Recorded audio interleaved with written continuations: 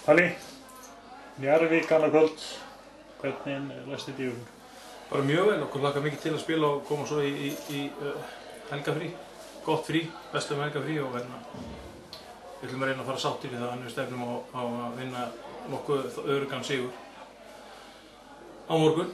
Við erum staðnir því að vera þarna í TMF-sætunum þegar við förum í frí.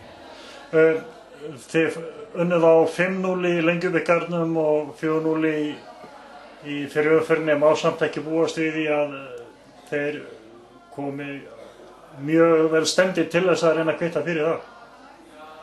Jú, ég meina þeir eru í vandræðum hérna á botninum og en þeir eru með mjög baráttuglað hlið og líkamlega sterkir, þannig að ég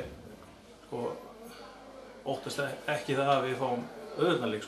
Ég óttast það að við fáum bara álöru leik sem við ætlum að vera tilbúinir í og við erum oftast sterkari finnst mér þegar mótspyrnan er meiri, þannig ég vona að ég fái hörku mótspyrnu og ég á ekki vona á öðru.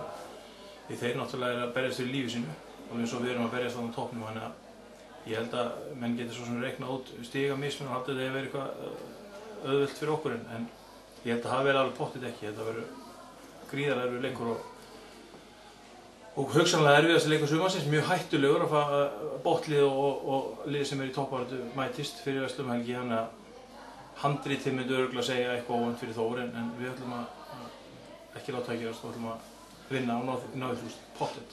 Og hópurinn svona verður stendur og allir tilbúin?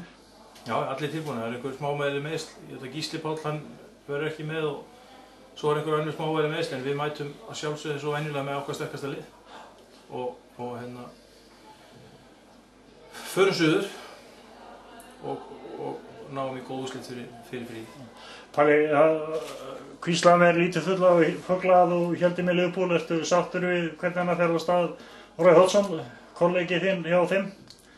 Nei, ég er reyndar á til það eftir mér og mér finnst þetta svona autokarakter fyrir Liverpool að ráða annan mann en það skiptir ekki máli. Ég meina, að ég held líka að menn sé að þessar hetjur sem búið að tala lengi, Torres, Gerrard og fleiri mann sér annað, þeir vilja alltaf vera burtu en við höfum Lukas Leva og Guðlaug Íslending, þannig að ég hvergi bóki.